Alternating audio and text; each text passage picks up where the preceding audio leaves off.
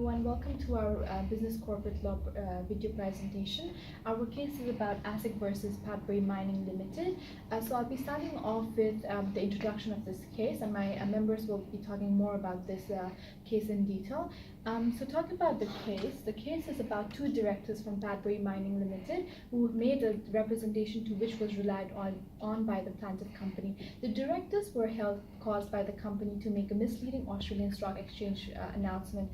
Padbury Mining Limited had been trying to out a project in developing a deep water port at Okaji in western part of Australia. However, they made an announcement that they had secured a funding of $6 billion to support the project pending which ASIC relied on. The announcement, on the other hand, failed to highlight some of the important instruments pertaining to the funding, such as the financials, identities, and the conditions bestowed upon further funding. In a sense, this resulted in an increase in the cost of the shares, leading to over 200 million shares being traded over the same. However, this trade went into a halt and remained on suspension when ASIC company requested for the funding details, but the Padbury Mining Company was unable to give, pending an announcement that the parties to the funding had terminated their agreement. In reality, there had been no funding channel for the project, and in actual sense, the project had never been constructed. The mining company had given an incompetent announcement to which the Australian Securities and Investment Commission, or ASIC, had relied on, leading to trade in losses, in which the case last sale price of the shares before the announcement was $0.02 per share, which later increased to $0.045 per share after the announcement. Now my friend Lupsan will be talking about duties and responsibility breach. Thank you. So the duties and responsibility breached by Padbury Mining Limited was that every company in Australia and every director, they have a duty to act in a good faith in the best interest of the company. So the best interest of the company is to provide their shareholders like reasonable gains and dividends, and it's the duty of the directors to increase the profitability of the company. So in this case, the directors are supposed to act honestly and for the benefit of the shareholders. Rather than doing the honest work, they actually did a misleading statement, and they have misused their authority. So honest action and genuine belief is the prime core of the duty to act in good faith, but the directors of the Padbury Mining Limited, they have failed to do so. They don't have any secure funding in the Okaji project, but they have lied and made a misleading statement on April 11, which caused to increase in share from 0.02 to 0.52 rupees dollars.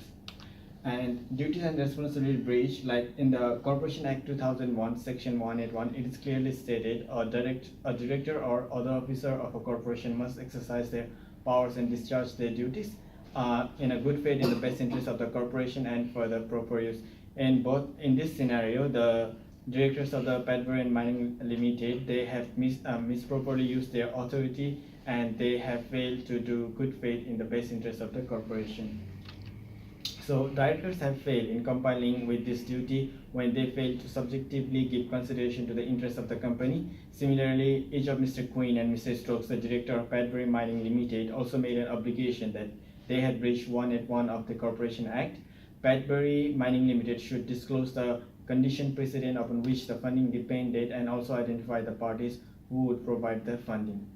So for next analysis of the court decision, I want to call my friend Sudhakar and continue the project.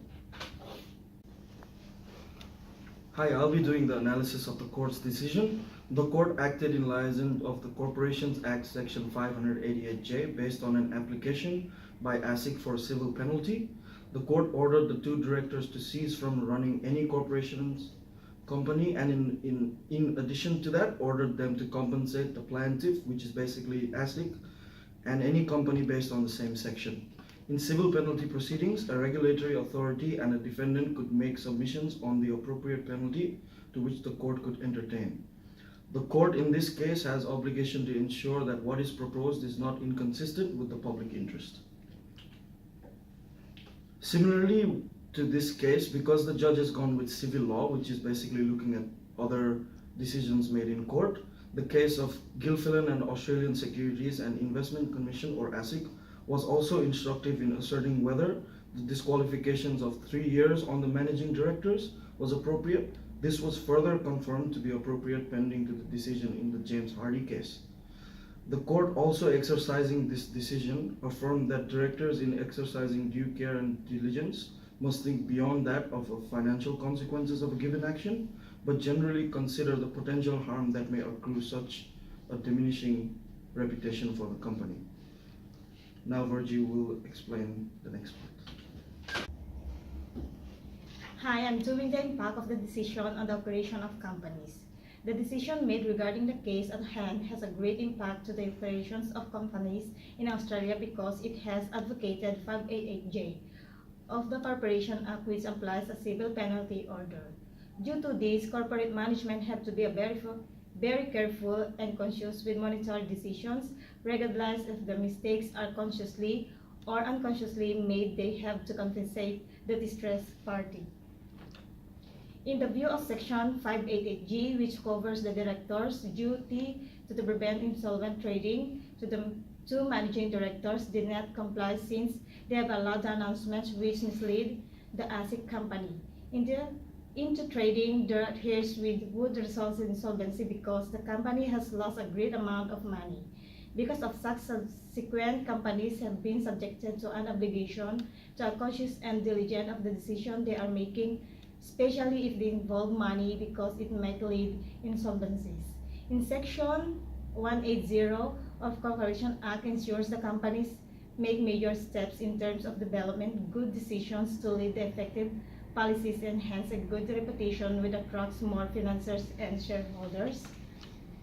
Section 181 of the Corporate Act 2001 pertaining to the director's civil obligation to act in good faith has made it possible for other companies to serve their clients wholesomely with the intention to ensure maximum satisfaction.